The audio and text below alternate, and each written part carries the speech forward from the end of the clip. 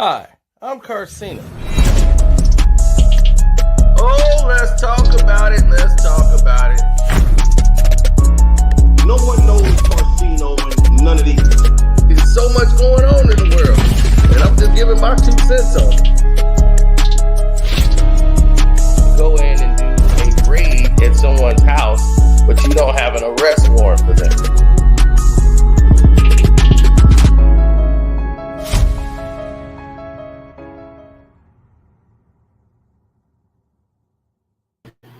Welcome.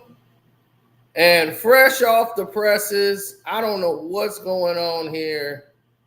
It's been a crazy, weird thing going on here with YouTube and all of this nonsense they've been doing with the channel.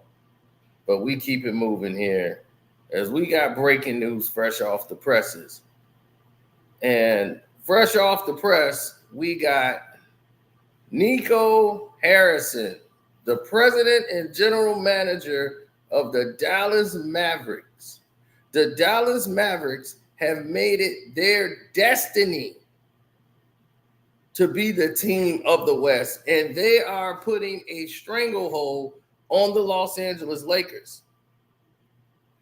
Anytime the Lakers try to make a move, they cannot, because the Dallas Mavericks had the cap space to be able to maneuver to get the right personnel.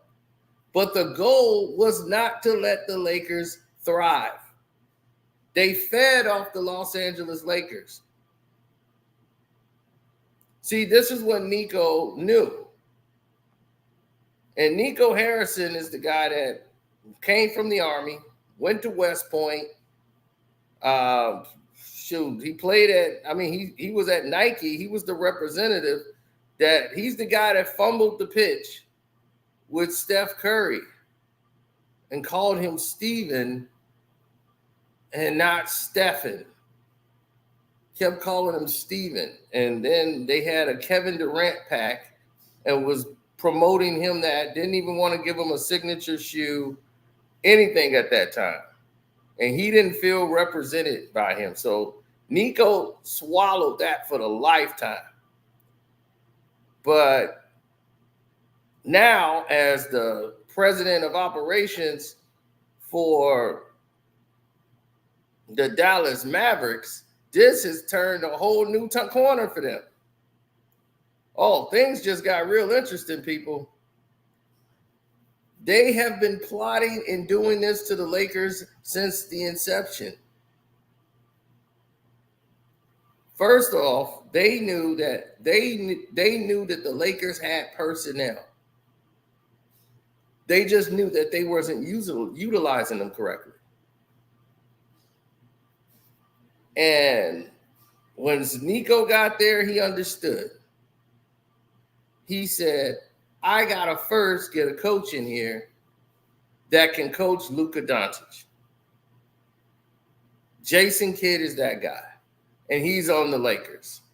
I gotta get Jason Kidd. Jason Kidd was supposed to go and coach the Los Angeles Lakers.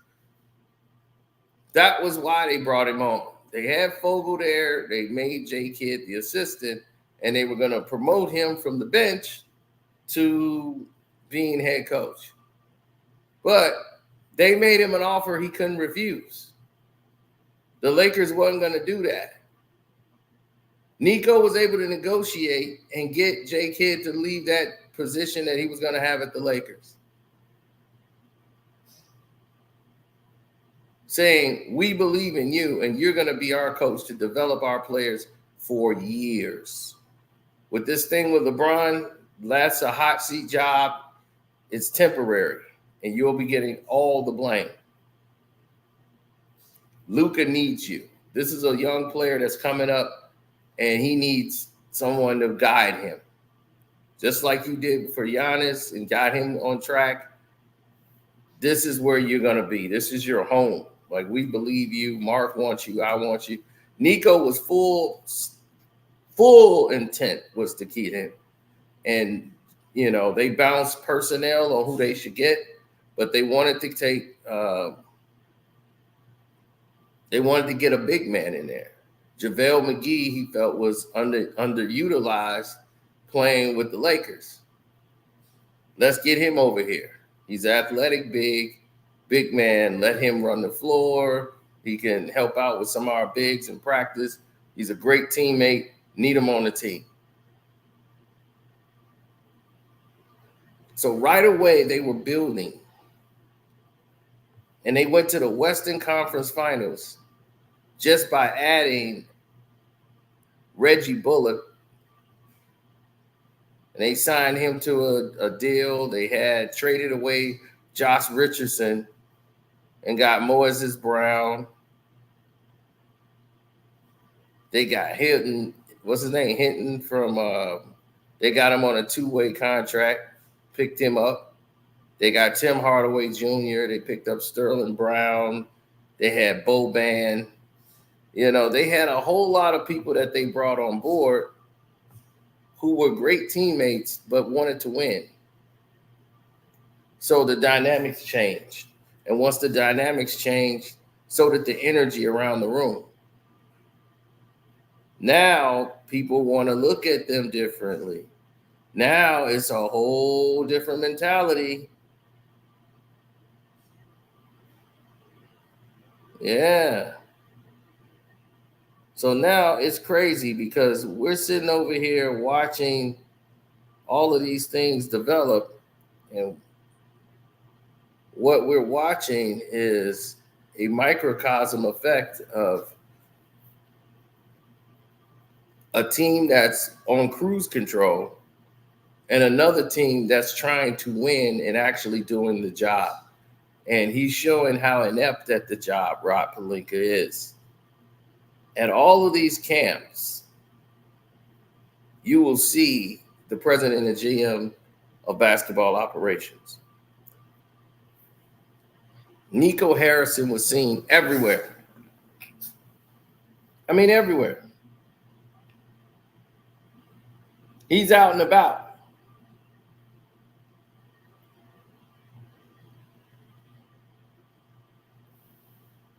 Nobody can't say they didn't see Nico Harrison anywhere.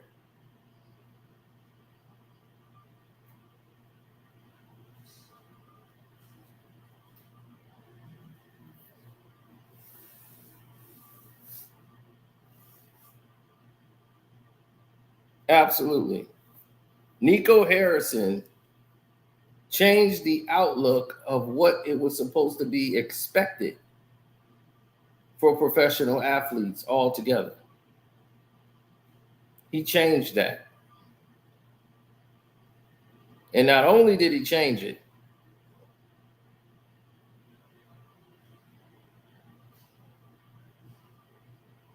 he personified it.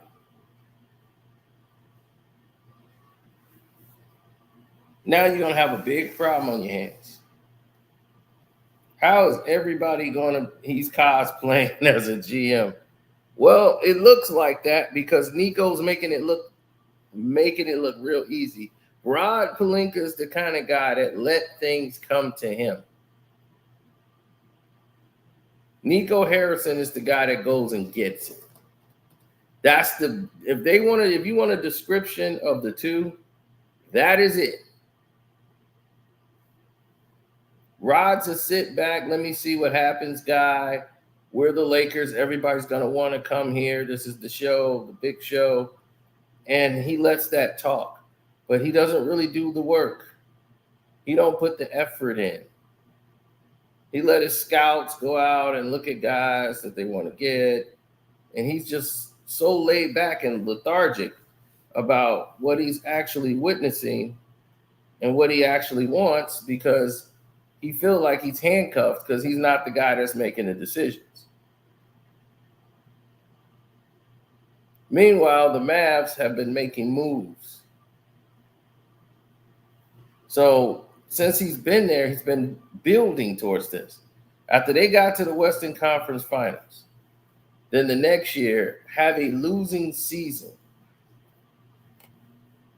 22-23 season was horrible. So they's like, okay, we can't go back.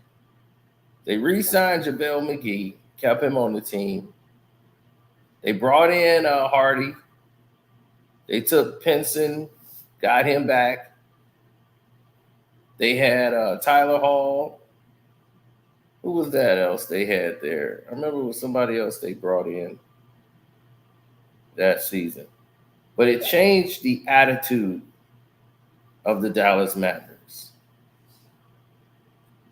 They said, okay, we got to start getting these players in here who they could waive. And once they start getting guys that they could waive out of the league, things started to improve. Because once you could waive them out of the league, they're done. Now you can move forward. So when the 23-24 season came around, they were back winning games. They had cap space. So they said, okay, we got a losing season this year. We're back with a vengeance now. We have cap space. See, they took their losing season and turned that into an opportunity to free up money. They got Derek Lively, signed him. They got Kyrie Irving the day before, signed Kyrie Irving. Dwight Powell, got Dwight Powell to a multi-year contract where they could get rid of Dwight Powell at any time. Then, they said, look, we got to do a trade right now. They moved Reggie Bullock, got some draft picks from the Spurs. They moved all these players around. They was like, man, Reggie Bullock was a crowd favorite. And they got Grant Williams, then traded Grant Williams. Got him out of there quick when he wasn't a team player. Had too much mouth. So they got him off the team. And then they said, all right, let's get Seth Curry, Exum, and Miles Jr. After this, they acquired all of them. It's a multi-year contract. Then they got Derrick Jones Jr., and they waived JaVale McGee. So somebody could pick up JaVale. They got him off the books. And then they said, all right, let's get Markieff Morris. So now we got somebody that can help us power forward-wise. Then they got guys that was on 10-day contracts. Kept them on there, right? Some extra bodies. But you're going to get rid of them at the end of the season.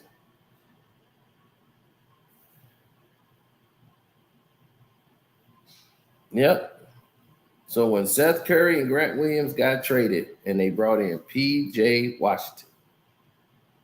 P.J. Washington, a player the Los Angeles Lakers could have picked up at the All-Star break, and they didn't.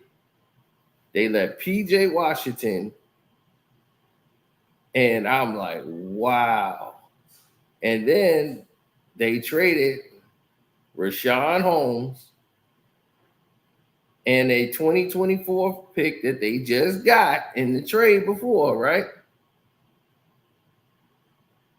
To the Washington Wizards for Gafford.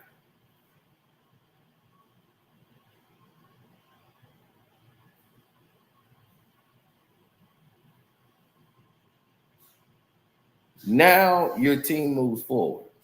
That's how you go from a contending team to we can go to the finals. Now you still got P.J. Washington in your lineup. You got a whole new season. And the Mavs are looking dangerous.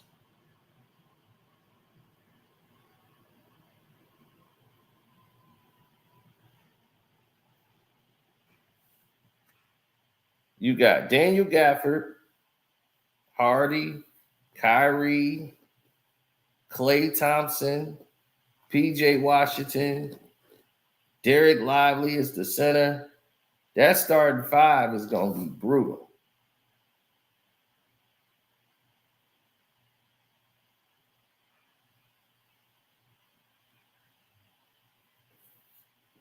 Now, you might say, well, what's this got to do with Rob Pelinka? Well, here it is. Kyrie Irving was one of the guys that they wanted to acquire. they didn't get Kyrie Irving. You know why?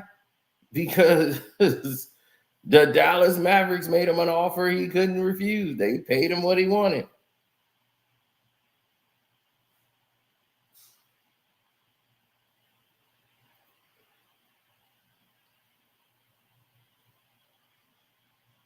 Oh, yeah.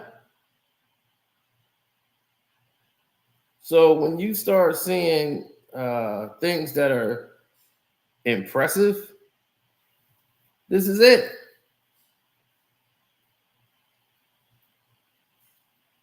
They got Quentin Grimes that was on the Knicks for nothing. Something to help boost the bench up. You got Maxi Kleber that can come off the bench. You got Gafford that can come in off the bench and help out whenever Lively's struggling.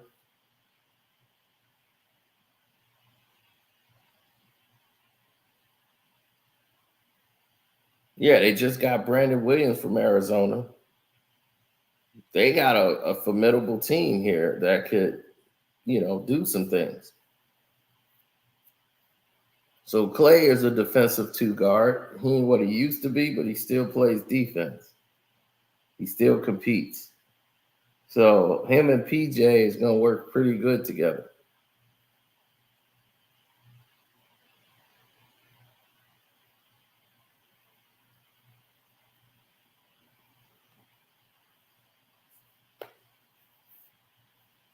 So your starting 5 is Luka, Kyrie, Klay Thompson, PJ Washington, and Derek Lively.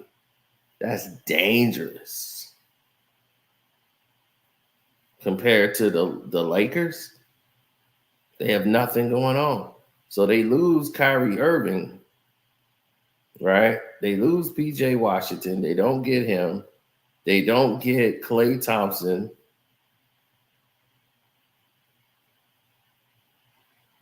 That's what really hurt, because they thought they were going to land Klay Thompson, and it didn't happen. So at the end of this year, I was told that Rob Pelinka is going to be under, not an investigation, but he's under the scope this year because they didn't make a splash this year in the postseason, or, not the postseason, but during the offseason. And LeBron wants D'Lo gone before the season even starts. He wants him traded. So moving D'Lo is the prime projective of Rob Pelinka. He's got to find a way to move D'Lo before the season starts. LeBron doesn't want to go with D'Lo another half of the season.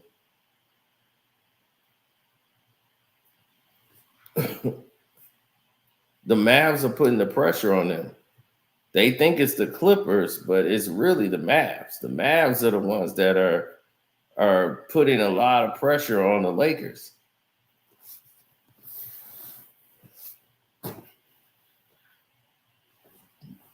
Matchup for matchup, they can't really contend with the Dallas Mavericks like that anymore.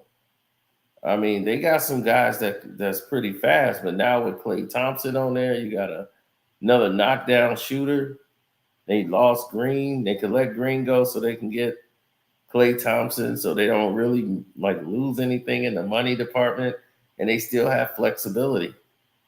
Where the Lakers, AD and LeBron contract eats up everything.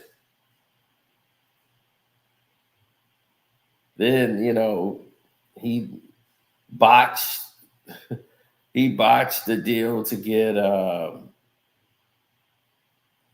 and land, the big fish. Rob Pelinka did. He couldn't land.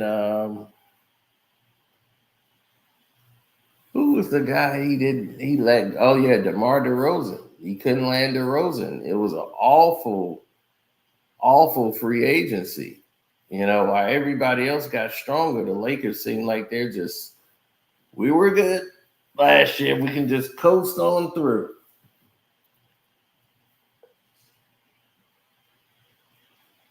The West isn't that kind of team anymore where you can just say, hey,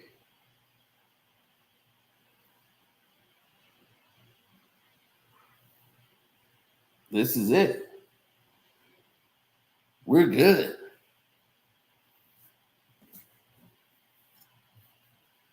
Yeah, he was in the Army. He went to West Point, played ball there for Army. He worked at Nike. He's the one that messed up the Steph Curry deal, botched that whole deal, calling him Steven and everything. He screwed all that up. And Steph ended up going to Under Armour. Yeah, he worked at Nike for like 19 years.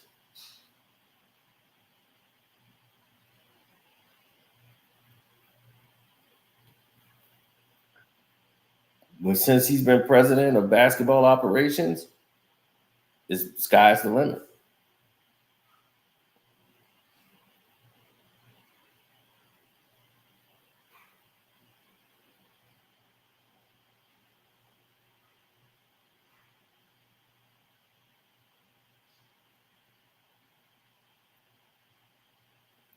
We'll see what happens. It's a lot of things transpiring right now, but Rob Pelinka's on the clock. Now, if they told me, like, oh no, his job isn't safe, they're reevaluating. They like Rob, but they don't like to see everybody else in the West get stronger. And their team is not making any splashes in the media or anywhere with any type of real movements. So,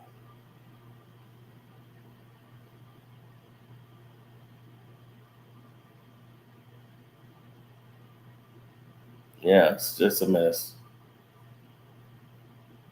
Nico's beating them to the punch. And by them having all the cap space, the Lakers have no real space to do a lot of things. They got to trade and move players to get capital and space and to get other players to come on over in trades. So, but no free agents was checking for the Lakers to want to go there.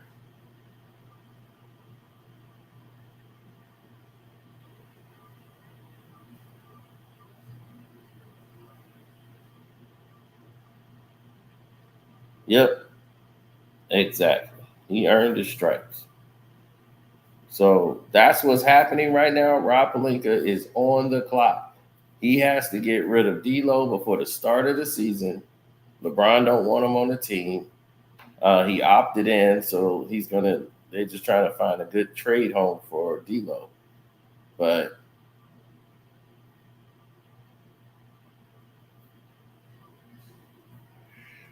Ron doesn't want to start the season with D'Lo.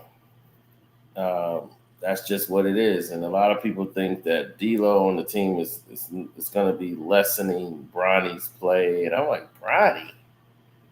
I'm like, is LeBron really thinking about like Bronny's going to start?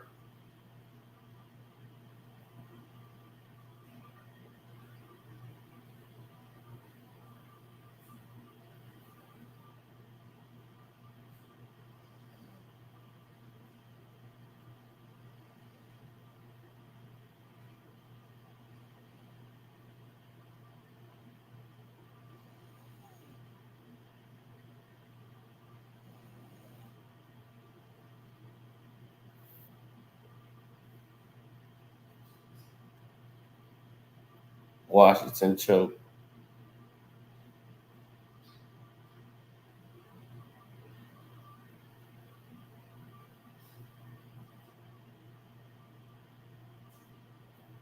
Nico has to win a chip first. So does Rob Pelinka.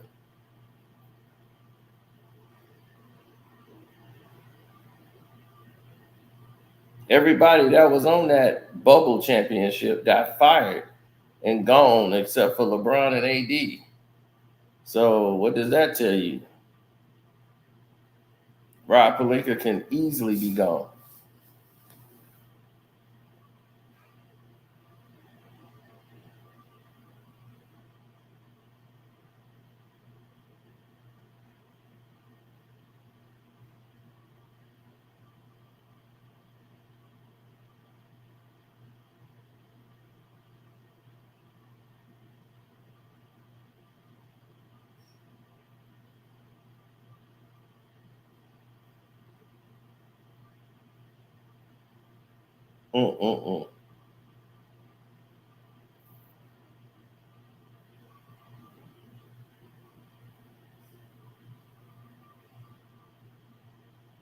He said they're gonna be good.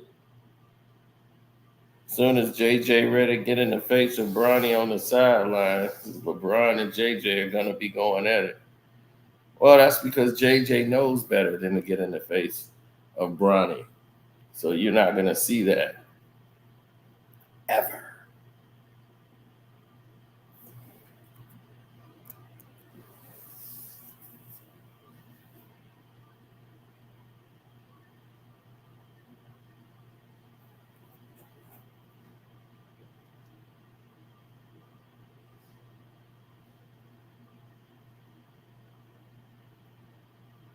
So Nico is driving this man out of business because what he's doing in Dallas, Rob Pelinka was supposed to do in Los Angeles, and they failed miserably at doing it. So I just wanted to keep you guys informed to what I've heard, and that information is legit. And look, you see today, everybody running with the story of the guy talking about Bronny and all that from the summer league guys who I told you they're going back to try to make the G League team or somewhere else, and how all the attention was from Bronny. I'm like, who else would it be for?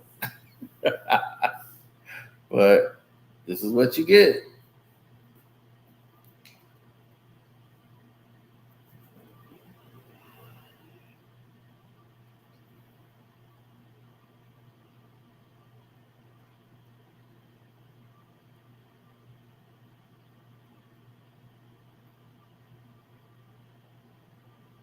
So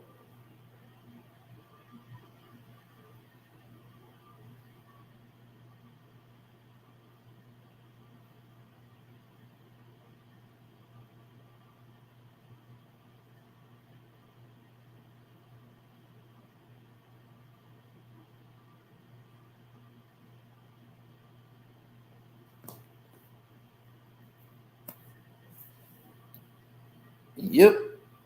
Let me get ahead and get the day started. Thanking you